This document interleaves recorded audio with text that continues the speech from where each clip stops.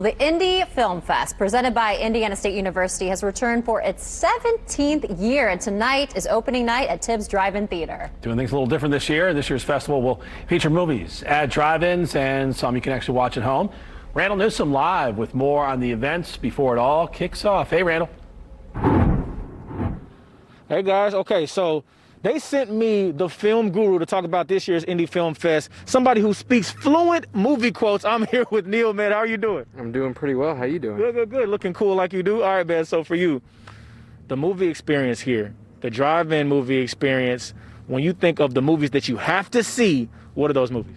Well, tonight with I Used to Go here in Sleaze Lake are both excellent choices. Sleaze Lake will still be available virtually as well. It's just, like Craig talked earlier, it's just a pretty wild documentary, and it's, filmed in Indiana. It's about something that happened in Indiana, and I don't know, it's one of those things that takes you by surprise that you didn't know anything about, and I like that one quite a bit.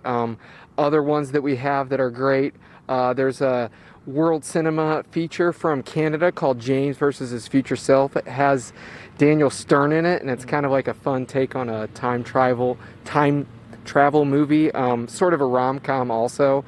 It's pretty unique.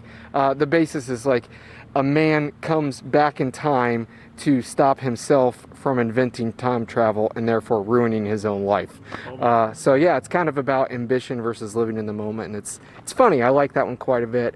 There's another World Cinema feature from Iran that I loved quite a bit. It's called Untimely.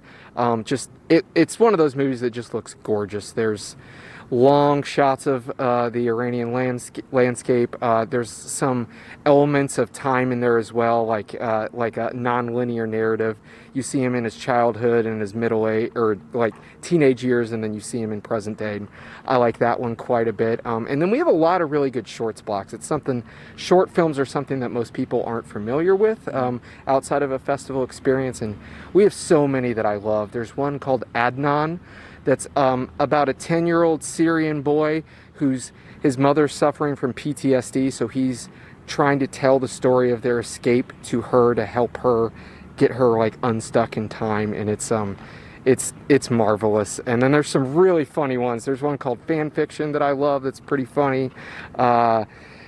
Man, there's so many to count. There's a horror one that I love called Altitude, and it's about like mountain climbers going up, and they kind of like lose a sense of reality the higher they climb. I found that one pretty fascinating. And all right, man, I got to put you on the spot.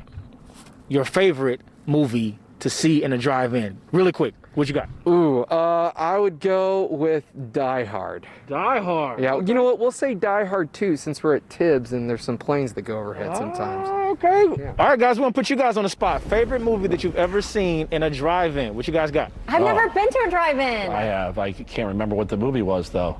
Oh, it was Pony Boy. Pony Boy. Pony Boy? What? What is it called? Outsiders. I saw that in the drive-in theater. See, I think it'd be sweet to go on a date and see something romantic, is what I'm thinking. So I think that'd be cool. I just gotta sneak people in the car, which is always good. Outsider, yep. Pony Boy, Stay Gold. You don't know that? I don't know that. Oh my goodness. Tom Tom Cruise, Cruise, know Patrick Swayze. You get I know everybody. the whole See Thomas Howell. Maybe I'll do that this week and I'll watch it. Yeah, all good right, one. Cool. Hey, keep